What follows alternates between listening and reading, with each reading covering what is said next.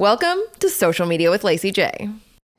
Okay, so I want to know, as you've been working in the social media industry, what are some of the hardest parts about this job, about being a social media manager, about, consulting with people on social media? What are some of the hardest parts of this job, in your opinion? I think the hardest part is one, people not understanding what a social media manager is. Okay.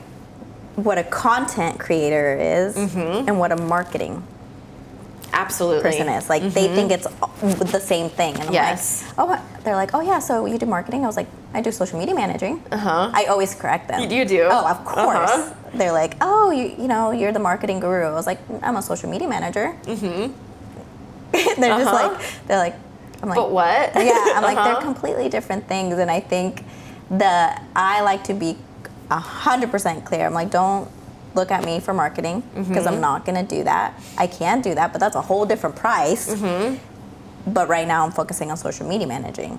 And then, do you know what that means? And there's a lot of people that think, so I do what you do, content creation and social media managing, but two different prices, right? Do you want us to create the content, or do you want us just to manage it? Right. And people don't understand that. No. They're like, wait, it's not the same thing? No, absolutely not. Like, you're asking me to create things for you. That's a content creator. You're asking me to manage things for you. That's like, you provide. So I think there's just like not enough clarity in our industry. It's a bit of a baby industry. It is a baby industry, and I feel like people don't understand. I think that's the hardest thing, is people don't know how to decipher or understand that there's different parts to it. And I think another hard part is people are they come to you for social media advice and then don't take it. They're like, oh, but I don't want to do that. I'm like, they're like half of my clients I will lose because because I'm like, okay, we got to do reels. And they're like, oh, I don't feel comfortable doing that. I'm like, then what are you doing on social media? Then why are you like, if you're coming to me for my expert advice, you have to do reels right now. I'm sorry. That's what you have to do.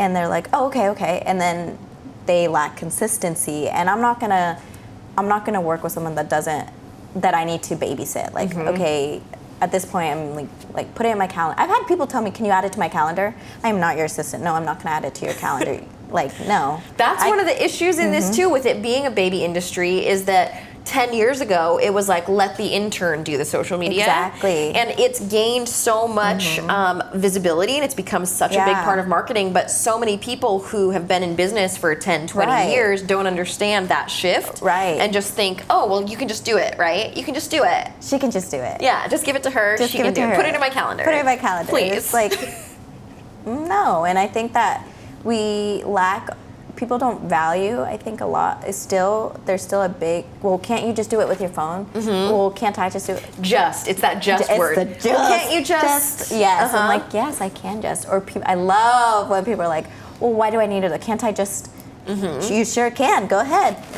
Our consultation is over. You can do it by yourself then. And it's like, yeah, it's the just part. I think that would be one of the hardest. Yeah, it's hard for people to understand and to value social media as an aspect. It's like, I don't think, and still I see businesses that lack social media. I'm like, I see them put thousands of dollars into an event, and I'm like, oh, but you didn't get a videographer. You didn't get things that you can promote this event. So your reach is now truncated to the 100 people that were there instead of 20,000. Yes, thank you. So every time people come to me, they're like, oh, I'm thinking about having an event. Like, what do you think? I'm like, well, you need video for that event. And they're like, why? I'm like, how are you going to show people? I can't. And I've seen a lot of people that throw thousands of dollars into a video that they never use too. But I've seen that. They're like, oh, we got content that day. And I'm like, okay, let me see it. And it's good, which I think is rude to the videographers, because they go out there, they put their name out there, they get paid for it. And then you don't even share that on your social media. Like, rude.